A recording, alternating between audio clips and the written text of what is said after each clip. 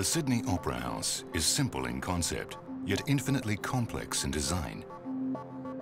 A performance space that marries the realms of form and function like no other structure ever built. Yet few people realize the drama that surrounds its creation.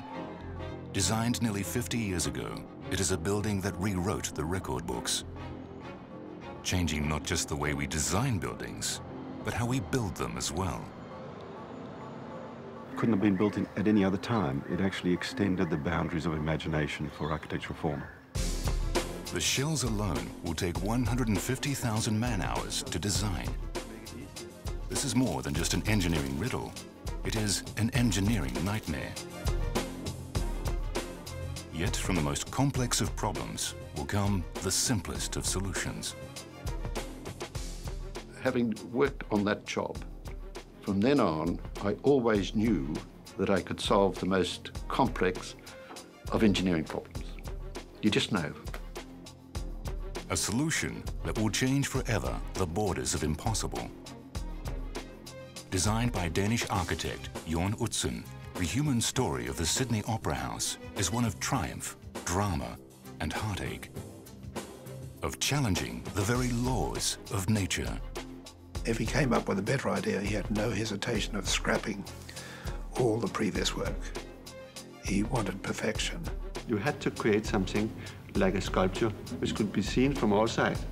It sits in a harbour with buildings of a square character, and you don't want to have the name Opera House written on it. You want to see this is an opera house like you see this is a church. But behind the story of the masterpiece is the story of the disaster. He wanted to do things one way, the government another. Budgets blowing out by 1,500%.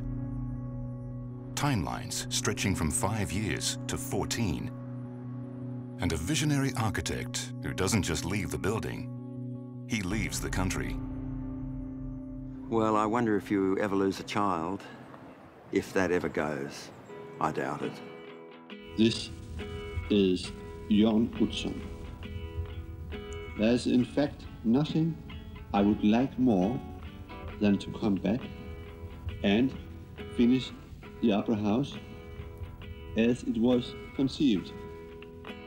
And to this day, the mastermind, Jon Utzon, still hasn't seen the building finished.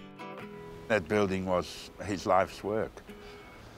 And to be deprived of finishing it was, you know, it broke his heart.